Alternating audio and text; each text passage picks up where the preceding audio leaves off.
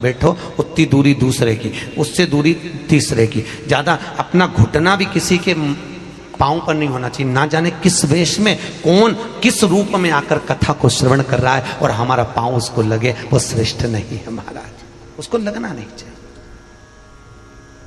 लगे ना,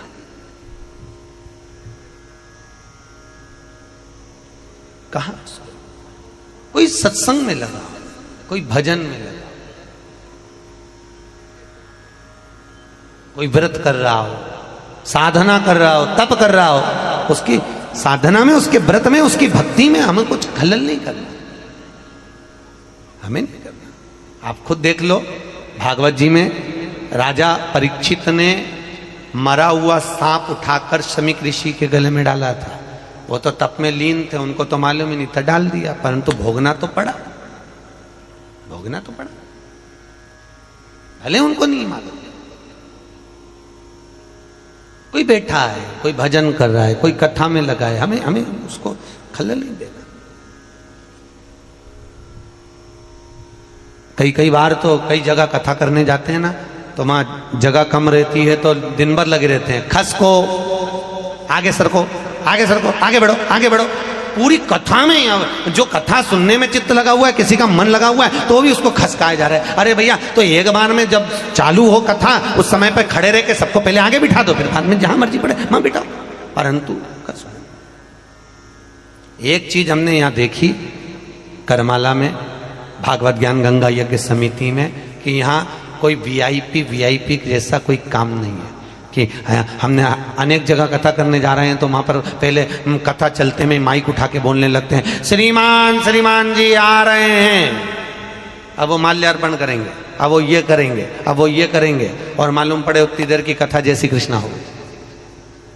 तो यहाँ ये वीआईपी पर नहीं, यहाँ तो एक बात है कि 7 दिन की कथा में जो कथा व्यासपीठ से चालू होती है तो 9:30 बजे तक कोई बीच में अड़चन डालने वाला भी नहीं आता। ये भागवत ज्ञान गंगा यज्ञ समिति के लिए एक बार जोरदार ताली बजाओ, ये चीज अच्छी। हम कई लोग, और ऐसे टाइम पे कथा अच्छे टाइम पे रखी तुमने कि कहीं कोई कहे कि आमदार आरिया ने खासदार आरिया तो बापड़ा तो यूं ही पड़िया भी, तो अभी कोई आने की तो भजन करो, कथा सुनो, अभी कोई नहीं आ सकता। चित्त वृत्ति में फर्क लगो। मैना धन्या कला तीनों निकली। सनत कुमारों ने कह दिया, तुम तीनों के चरणारविंद, तुम्हारे तीनों का वस्त्र हमें लगा है, तुम तीनों का वस्त्र लगा है।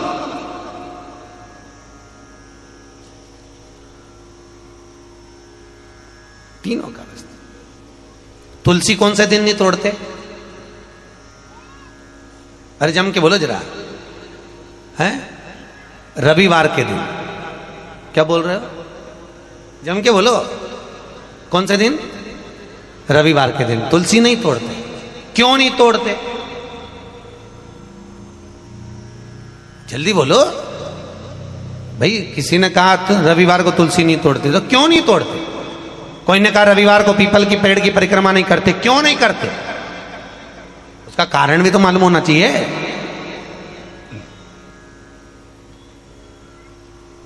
ये कोई ना कुछ बोल दिया और तुमने मान लिया, तो उसका कारण है।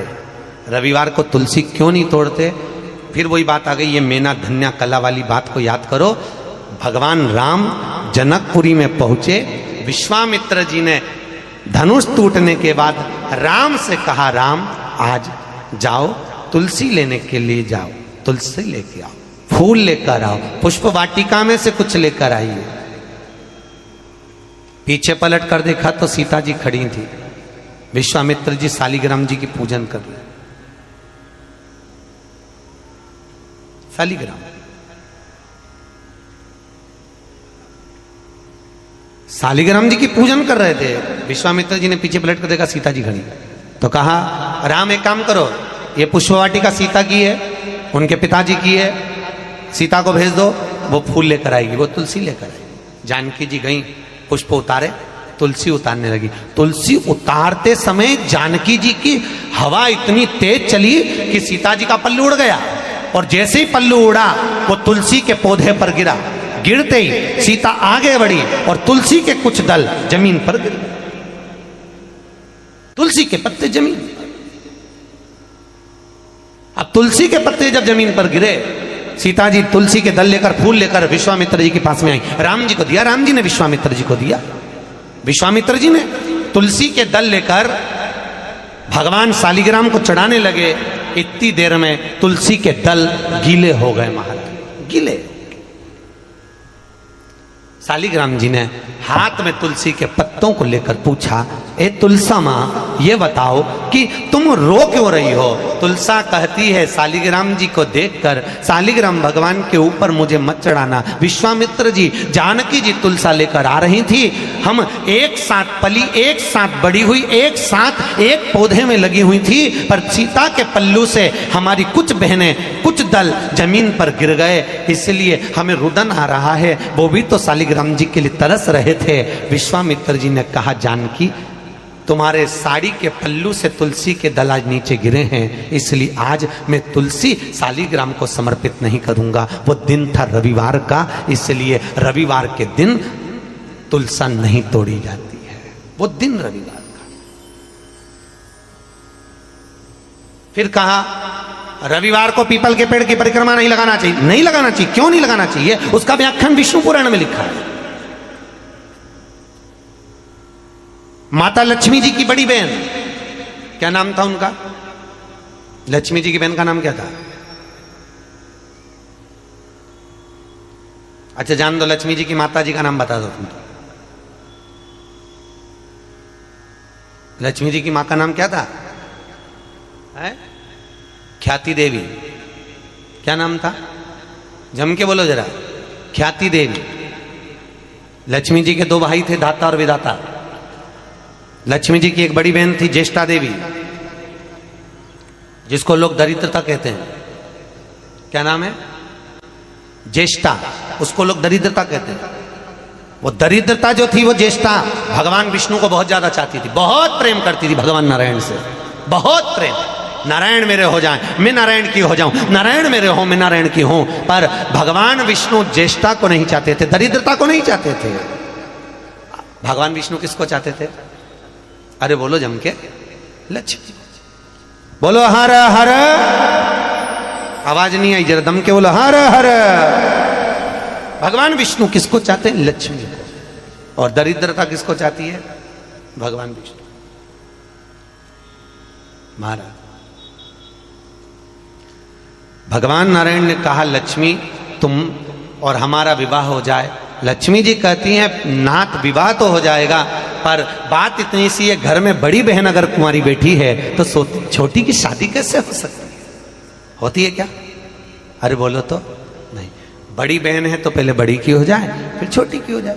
मैं शादी नहीं कर सकती जब तक मेरी बड़ी बहन की नहीं। भगवान नारायण ने उसी समय पर दरिद्रता का विवाह करने के लिए एक दुस्साह मुनि को बुलाया। उनका नाम था दुस्साह मुनि।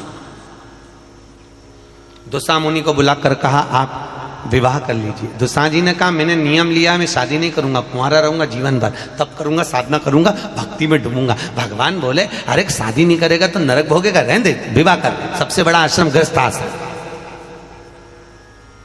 सबसे बड़ा आश्रम है गृहस्थ आश्रम। संत बनना सरल है, साधु बनना सरल है, तपस्वी बनना सरल है, जोगी बनना सरल है, साधक बनना सरल है, संन्यास लेना सरल है, पर सबसे ज्यादा कठिन है गृहस्थ आश्रम। एकांत में बैठकर तो कोई भी भजन कर सकता है, गंगा जी के घाट पर बैठकर कोई भी जाप कर सकता है, पर सबसे ज्यादा कठिन है घर में रहकर इधर से पत्नी आवाज लगाए, इधर से पति आवाज लगाए, इधर से बहू आवाज लगाए, और उस बीच में तू एक माला जप करके बता। सबसे ज्यादा कठिन है भगवान का भजन घर में रहकर करना। बहुत कठिन,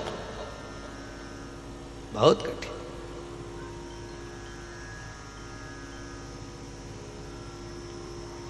बहुत कठिन।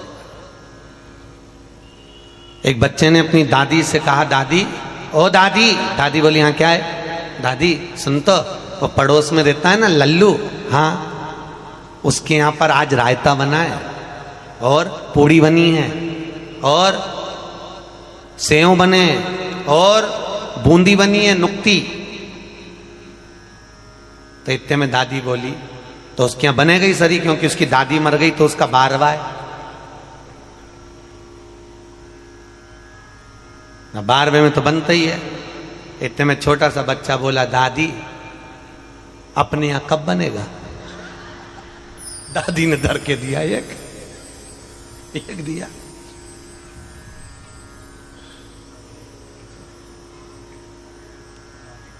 अब चित्तवृत्ति का महाराज दुसा मुनि से कहा विवाह कर लो, शादी करना जरूरी है, कुंवारे नहीं रह सकते, शादी करो। महाराज तो शादी करूं तो करूं किससे? भगवान ने कहा किससे करना चाहिए? अरे बहुत सुंदर होना चाहिए तो विवाह करा जाए। ठीक है, दुसा मुनि ने कहा लक्ष्मी जी की बड़ी बहन है, बड़ी सुंदर है, चलो मैं दिखा देता हूं। जो दिखाया दरिद्रता को, बड़ी सुंदर थी। अब सुंदर तो थी, विवाह कर भी लिया, शादी हो गई।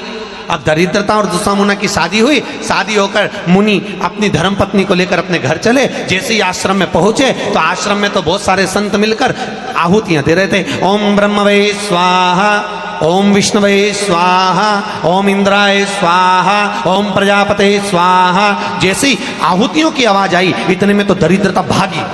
दरिद्रता अंदर नहीं गई, क्योंकि दरिद्रता जिस घर में भजन होता है, जिस घर में पाठ होता है, जिसके दरवाजे पर तुलसी का क्यारा होता है, जिसके यहाँ भगवान का भजन होता है, जिसके यहाँ दीप लगाया जाता है, जिसके यहाँ पर गौ माता की रोटी दी जाती है, उसके घर में कभी दरिद्रता प्रवेश नहीं कर सकती। दरिद्रता